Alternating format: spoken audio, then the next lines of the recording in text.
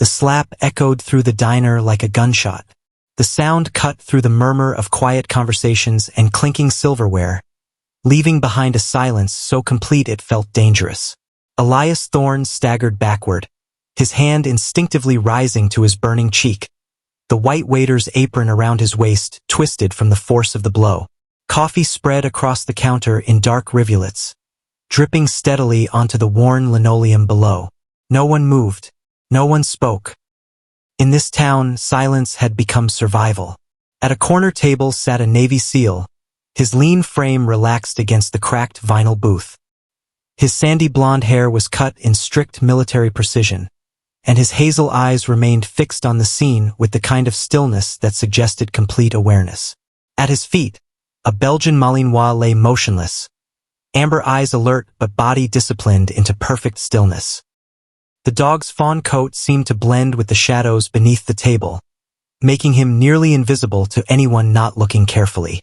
The woman wearing the sheriff's badge had grown comfortable with this kind of silence.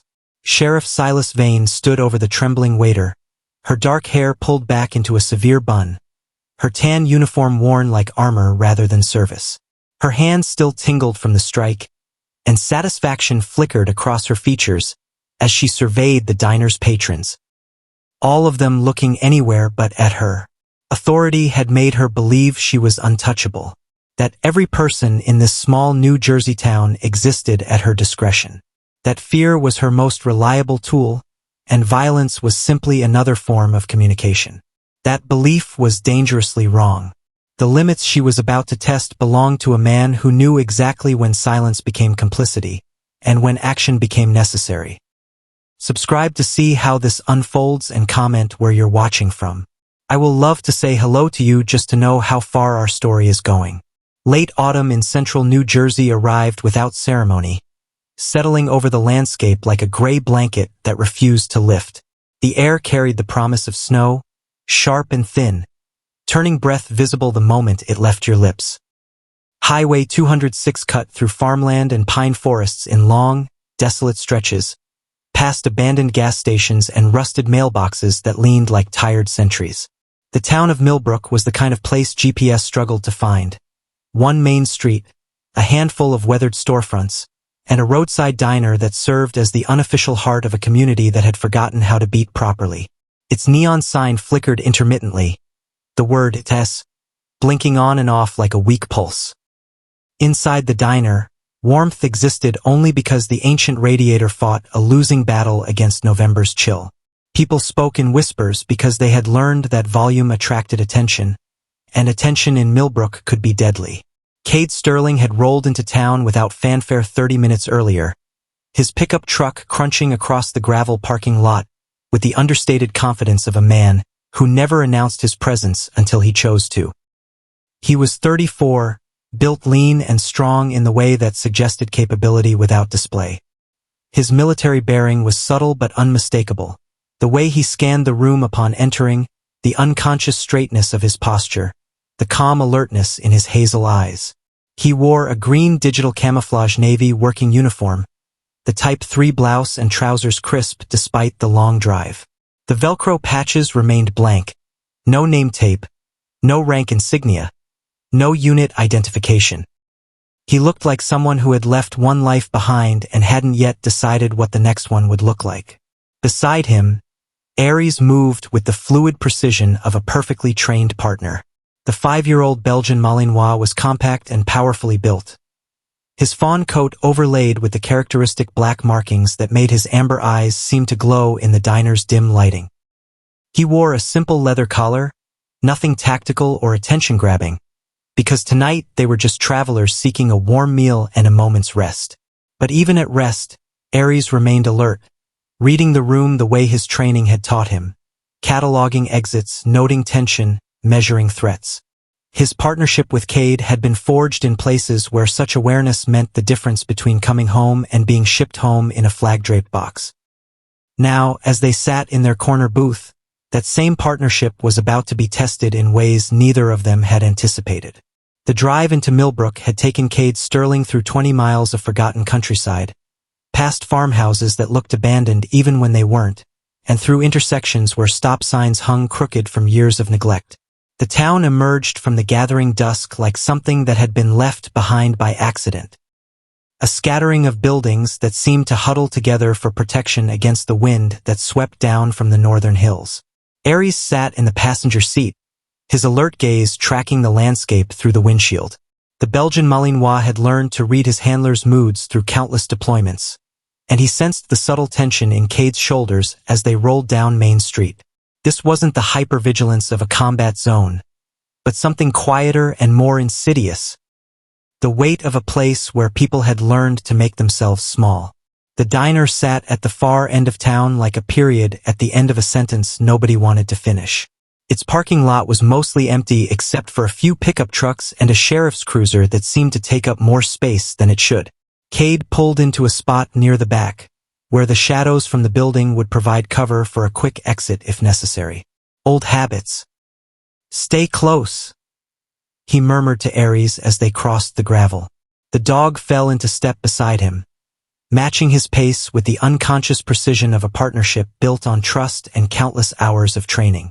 Together they pushed through the glass door, the bell above giving a tired chime that barely registered in the warm, coffee-scented air. The interior was exactly what Cade had expected. Cracked vinyl booths, a long counter with red stools, and the kind of fluorescent lighting that made everyone look slightly sick. A handful of patrons sat scattered throughout the space, each maintaining the careful distance of people who had learned not to draw attention to themselves. Behind the counter moved a man who carried himself with the quiet dignity of someone accustomed to hard work and harder luck. Elias Thorne was in his early 30s, with dark hair that needed cutting and clothes that had been washed too many times. His movements were efficient but careful, the product of years spent navigating spaces where a single mistake could cost him more than just a job. Elias had been working double shifts for 3 months now, ever since his ex-wife decided their 8-year-old son would be better off in Pennsylvania with her new husband. The custody hearing had lasted exactly 47 minutes. And the judge had listened to his ex-wife's lawyer explain why a single father working nights in a diner couldn't provide the stability a growing boy needed. Elias had wanted to stand up and explain that stability wasn't about money or hours. It was about showing up every day, about reading bedtime stories even when you were exhausted, about making sure your kid knew he was loved unconditionally. Instead, he had sat quietly while they reduced his relationship with his son to supervised visits twice a month. The settlement had left him with legal bills he couldn't afford and a custody arrangement that felt like punishment for the crime of not being wealthy enough to hire better lawyers. Now he worked every shift he could get, sending what little he could spare to Pennsylvania and counting the days until his next visit. He had learned to keep his head down and his voice soft, because in places like this, drawing attention was dangerous. The last thing he needed was to lose this job too. Cade chose a booth in the back corner, positioning himself where he could see both the entrance and the kitchen. Aries slipped beneath the table and lay down, becoming nearly invisible in the shadows. It was a practiced routine.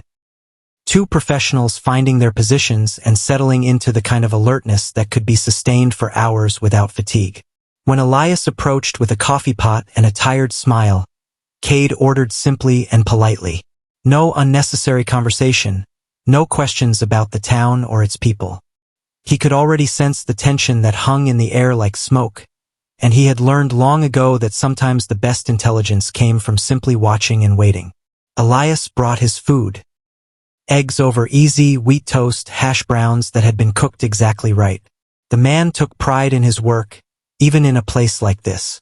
Cade ate methodically, sharing occasional bites with Aries, who accepted them with the disciplined restraint of a working dog who understood that even simple pleasures came with rules. The diner's atmosphere changed before Cade saw the source. Conversations grew quieter, shoulders tensed, and several patrons suddenly found their coffee cups fascinating. It was a reaction he recognized from other places where authority had become corrupted, the instinctive flinch of people who had learned that survival meant becoming invisible. Sheriff Silas Vane entered like she owned not just the diner but everyone in it. She was tall and imposing, with dark hair pulled back so tightly it seemed to stretch her features. Her uniform was immaculate, every crease sharp, every piece of equipment positioned with military precision.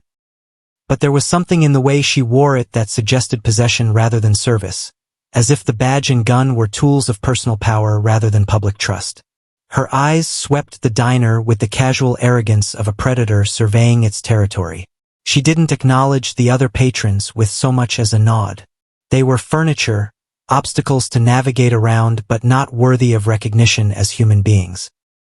Her hand rested casually near her service weapon, not from any sense of threat but from the comfort of knowing she could end any conversation simply by letting her fingers drift a few inches lower. Vane had ruled this town for 7 years, and in that time she had perfected the art of using fear as a management tool. She had learned that most people would accept almost any abuse rather than risk the consequences of resistance. The badge gave her authority, the gun gave her power, and the silence of good people gave her permission to use both however she saw fit. She settled onto a stool at the counter and barked her order without preamble. Coffee, black, eggs scrambled hard, toast wheat. She didn't say please, didn't acknowledge Elias as anything more than a mechanism for delivering what she wanted. In her world, service workers existed to serve, and gratitude was a weakness she couldn't afford to show. Elias moved to fill her order with the careful efficiency of someone who had served difficult customers before. But there was something different about the way he held his shoulders when she was around, a tightness that suggested history between them. He had been working here when she was first elected sheriff, had watched her gradually transform from someone who at least pretended to serve the public into someone who served only herself. The coffee pot was heavier than usual. The kitchen had overfilled it again. As Elias turned to pour her coffee, his elbow caught the edge of the pot. Not hard, just enough to jostle it. Hot coffee splashed across the counter, a few drops catching the sleeve of Vane's immaculate uniform. The slap came without warning, sharp and vicious. The sound cracked through the diner's quiet atmosphere like a rifle shot, and Elias stumbled backward, his hand rising instinctively to his burning cheek. The coffee pot clattered to the counter, more liquid spreading in dark streams that dripped steadily onto the floor. Clumsy bastard, Vane snarled, standing over him with the satisfaction of someone who had just reminded everyone exactly who held the power. Maybe if you spent less time feeling sorry for yourself and more time paying attention, you wouldn't be such a screw-up. The words hit harder than the slap. Everyone in town knew about Elias's custody battle, about the son he saw twice a month if he was lucky. Vane's comment was calculated cruelty, designed not just to punish but to humiliate. Elias straightened slowly, his face already showing the red outline of her hand. He didn't speak, didn't protest. He simply reached for a towel and began cleaning up the spilled coffee with the mechanical movements of someone who had learned that survival meant swallowing whatever pride he had left. The other patrons studied their plates, their coffee cups, the worn pattern in the linoleum, anything but the scene playing out in front of them. This was how it worked in Millbrook. You saw nothing, heard nothing, and spoke of nothing, because the alternative was becoming the next target of Sheriff Vane's attention. But Cade Sterling wasn't from Millbrook. He hadn't been conditioned by years of watching good people suffer in silence. As Vane's gaze swept the diner, cataloging the fear on every face, it stopped when it reached his table. Cade met her stare calmly, his hazel eyes steady and unflinching. He didn't challenge her, didn't threaten her, but he also didn't look away. There was something in his stillness that she couldn't immediately categorize. Not the trembling submission she was used to, but not open defiance either. Just presence. Controlled, quiet, and completely unafraid.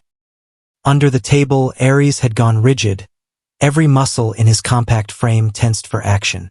The dog's amber eyes were locked on Vane, reading the aggression in her posture, the violence that seemed to radiate from her like heat. A low vibration hummed in his chest, barely audible but unmistakably dangerous. Cade's foot pressed gently against the dog's shoulder, a signal to wait, to maintain discipline, to let this play out according to rules that Vane didn't yet understand. Vane misread Cade's silence as fear, his stillness as submission.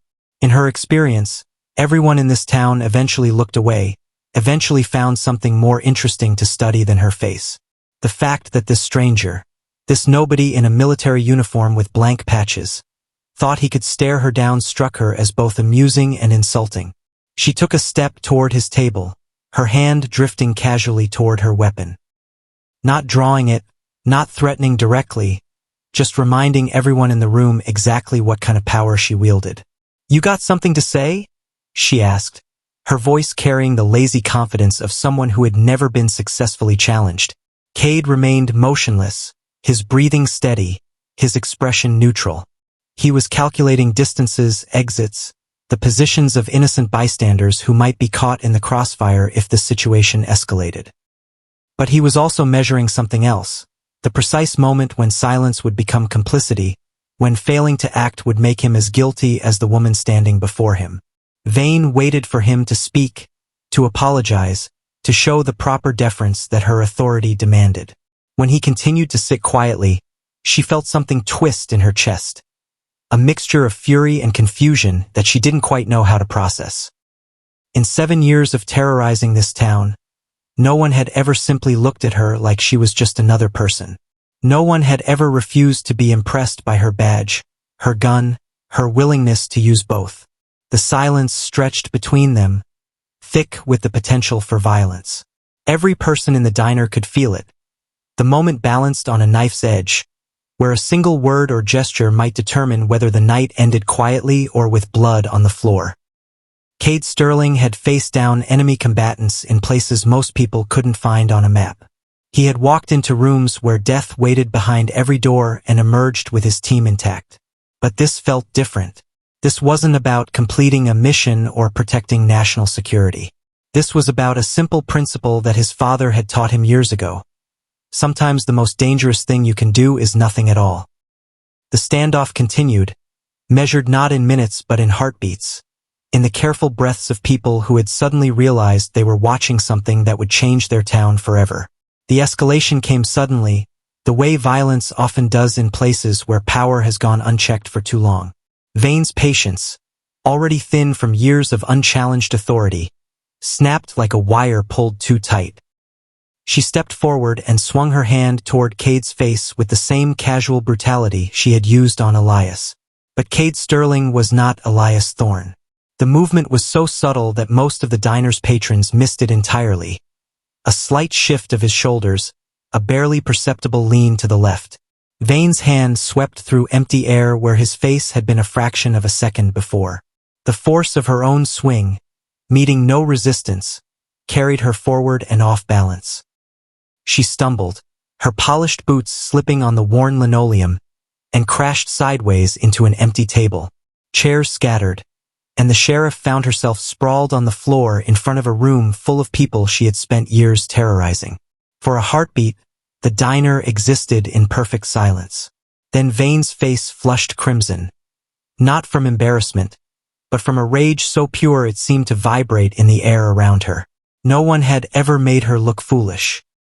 No one had ever denied her the satisfaction of inflicting pain. The fact that she had essentially defeated herself made the humiliation burn even hotter. Under the table, Ares had gone completely rigid, his muscles coiled like springs. The Belgian Malinois recognized threat assessment in its most primal form.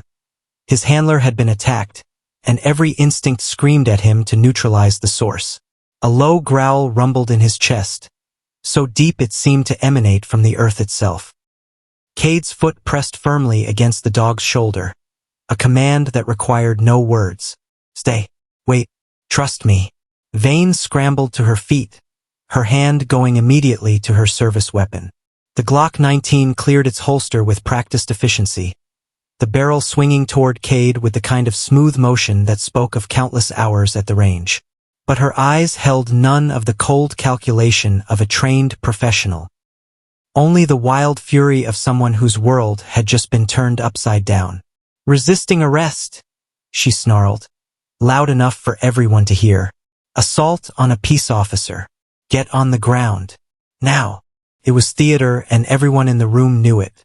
But theater backed by a loaded gun was still dangerous, especially when performed by someone who had long ago stopped caring about the difference between justice and revenge. Cade remained seated for a moment longer, his hands visible on the table, his posture non-threatening but unafraid. He was calculating odds, measuring the distance between the gun barrel and the innocent people scattered throughout the diner. Aries waited beneath the table, every muscle tensed for action. Amber eyes locked on the weapon that threatened his partner. "Easy," Cade said quietly, his voice carrying the calm authority of someone accustomed to de-escalating dangerous situations. "No one needs to get hurt here." But Vane was past the point where reason could reach her. The humiliation of falling, of looking weak in front of her subjects, had triggered something primitive and vicious. She needed to reassert her dominance, needed to prove that challenging her authority carried consequences that went beyond what most people were willing to pay. "I said get on the ground." This time the command came with the gun raised higher, the barrel now pointed directly at Cade's chest. Several patrons gasped audibly, and Elias pressed himself against the wall behind the counter, his face pale with terror. This was how people got killed in Millbrook. Not in dramatic shootouts or grand confrontations, but in ugly little moments where fear and power and wounded pride collided in spaces too small to contain the explosion. Cade slowly stood, his movements deliberate and non-threatening. He placed his hands where she could see them, then carefully moved away from the table. As he did, his foot briefly touched Aries' shoulder again. A final command to stay put, no matter what happened next. The Belgian Malinois remained frozen beneath the table, his entire body vibrating with suppressed energy. Every instinct told him to protect his handler, to eliminate the threat that held a weapon on the most important person in his world. But discipline held him in place, the iron discipline that had been forged through months of training and years of absolute trust. "Turn around. Hands behind your back." Cade complied, turning slowly to face away from the sheriff. He could feel the gun barrel hovering inches from his spine, could hear Vane's breathing, rapid and shallow with adrenaline. She was operating on pure emotion now, which made her exponentially more dangerous than any enemy combatant he had ever faced. The handcuffs clicked around his wrists with unnecessary force, tightened past what was required for security and into the realm of deliberate discomfort. Vane's breathing was hot against the back of his neck as she leaned close enough to whisper words meant for him alone. "You picked the wrong town to play hero in, soldier boy." The walk to the sheriff's station took 15 minutes through streets that seemed to empty as word of the arrest spread ahead of them. Curtains twitched in windows, porch lights flickered off, and the few pedestrians still out found urgent business that required their immediate attention elsewhere. This was how Millbrook had learned to survive, by becoming invisible when Sheriff Vane decided to make an example of someone. Aries followed at a distance, his training warring with his instincts. He had been taught to stay with his handler under all circumstances, but he had also been taught to obey commands even when they seemed to contradict everything he wanted to do. The conflict was visible in his posture, the way his ears flicked between positions, the subtle tremor in his powerful frame. At the station, Vane secured the dog to a post outside with a length of chain that was heavier than necessary and shorter than humane. Aries settled into a position where he could watch the building's entrance, his amber eyes reflecting the streetlights, as he began what would become a patient vigil. The holding cell was exactly what Cade had expected. A concrete box with a steel cot, a stainless steel toilet, and bars that had been painted so many times the original metal was invisible beneath layers of institutional green. There was one small window set high in the wall, too narrow and too high to serve any purpose except letting in enough natural light to remind prisoners that the world continued to exist without them. Cade settled onto the cot and began the mental exercises that had sustained him through interrogations in places where the Geneva Convention was treated as a suggestion rather than law. Box breathing. 4 counts in, hold for 4. 4 counts out, hold for 4. Repeat until the rhythm became automatic, until the mind could separate itself from whatever the body was experiencing. He counted the hours by the changing quality of light through the small window. Midnight passed, then 2 a.m., then 4 a.m. Outside, he could occasionally hear Aries' shifting position, the soft clink of chain against metal serving as a reminder that he wasn't entirely alone in this place. Meanwhile, 3 blocks away, The diner had closed for the night, but the lights remained on in the back office. Harlan Miller sat across from Elias Thorne, a cardboard box between them on the scarred wooden desk. The box contained something that could change everything, if either of them was brave enough to use it. 18 months, Harlan said quietly, his weathered hands resting on the box's edges. That's how long I've been keeping copies. Every time she comes in here, every time she hurts someone, every time she does something that makes me ashamed to live in this town. Elias stared at the box as if it contained explosives. In a way, it did. Why didn't you ever turn it in? To who? Harlan's laugh was bitter. The state police barracks is 40 miles away, and they've got their own problems. The FBI? They don't care about small-town sheriffs unless someone ends up dead. And the county sheriff? He shook his head. Vane's got friends there, people who owe her favors. But tonight felt different. Tonight, a stranger with military bearing and blank patches had walked into their town and shown them what it looked like when someone refused to be afraid. The man was sitting in a cell 3 blocks away, and his dog was chained outside the station like a piece of evidence. But something had shifted in the careful balance that had kept Millbrook trapped in fear. That soldier, Elias said slowly. He's not from here. He doesn't know how things work. No, Harlan agreed. He doesn't know that we're supposed to keep our heads down and our mouths shut. He doesn't know that challenging Vane gets you hurt or run out of town or worse. He opened the box, revealing stacks of DVDs labeled with dates and times. But maybe that's what it takes. Maybe it takes someone who doesn't know the rules to remind the rest of us that some rules deserve to be broken. Dawn was still hours away when Kate heard the first car engine outside the station. Then another. Then the sound of multiple vehicles arriving in quick succession, their tires crunching on gravel, their doors slamming with the efficiency of people who knew their business. Federal Inspector Margaret Doyle entered the station like someone who had been awakened at 3 a.m. by a phone call that required her immediate attention. She was in her 40s, compact and efficient, with steel-gray hair and the kind of eyes that had seen enough corruption to recognize it by smell. Behind her came 3 other agents, their movements coordinated and purposeful. They found Sheriff Vane asleep at her desk, her head pillowed on folded arms, an empty bottle of bourbon tucked discreetly in the bottom drawer. The arrest was anticlimactic. Handcuffs, Miranda rights, and a perp walk that took place in the pre-dawn darkness with no one watching except a chained Belgian Malinois and the federal agents who had come to restore some semblance of justice to a town that had forgotten what the word meant. Pattern of civil rights violations, Doyle explained to the newly awakened Deputy Reed, who looked like he might be sick as he watched his boss being loaded into the back of a federal vehicle. Assault under color of authority. Conspiracy to obstruct justice. Your former boss is looking at federal time, son. Serious federal time. The deputy's hands shook as he retrieved the keys to the holding cells. He was young enough to still believe in the badge he wore, still naive enough to think that justice was supposed to protect people rather than prey on them. Watching Vane's arrest felt like waking up from a nightmare he hadn't realized he was having. Kate emerged from the cell looking exactly as he had when he entered. Calm, alert, and completely unbroken. He accepted the return of his possessions without comment, signed the release forms with steady handwriting, and walked outside to where Aries waited with the patience of a professional who understood that some missions took longer than others. The dog rose as Kate approached, his tail moving slightly but his posture remaining disciplined. Only when Kate knelt to unchain him did Aries allow himself a brief moment of celebration. A quick lick to his handler's face before settling back into working mode.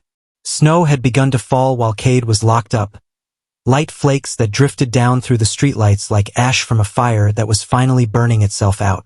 The federal agents were finishing their paperwork, loading boxes of evidence into their vehicles, preparing to take their prisoner back to a place where sheriff's badges didn't provide immunity from consequences.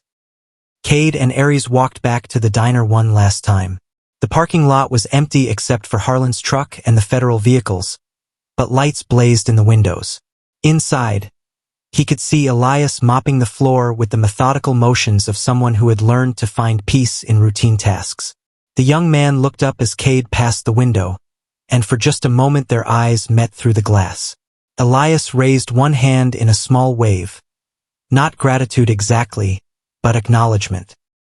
Recognition that sometimes change came from the most unlikely sources, and that courage could be as simple as refusing to look away when someone else needed help. By the time Cade reached his truck, the snow was falling harder, covering the streets and buildings of Millbrook in a clean white blanket that made everything look new and full of possibility. He helped Aries into the passenger seat, started the engine, and pulled slowly out of the parking lot. In the rearview mirror, he could see the federal agents finishing their work, could see Deputy Reed standing in the doorway of the station with the lost look of someone whose entire world had just been redefined. Tomorrow, the town would wake up to discover that their nightmare was over, that the woman who had terrorized them for 7 years was gone, and that maybe, just maybe, they could begin to remember what it felt like to live without fear. Cade Sterling drove out of Millbrook the same way he had driven in, quietly, without drama, leaving behind only the memory of a man who had refused to be intimidated and a dog who had shown them what loyalty looked like. The snow continued to fall, erasing their tire tracks, covering their footprints, but not erasing the change they had brought to a place that desperately needed to remember what justice felt like.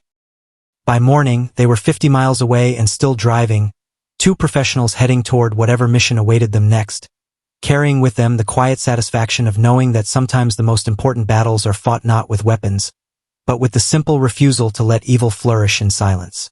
Subscribe to see how this unfolds and comment where you're watching from. I will love to say hello to you just to know how far our story is going.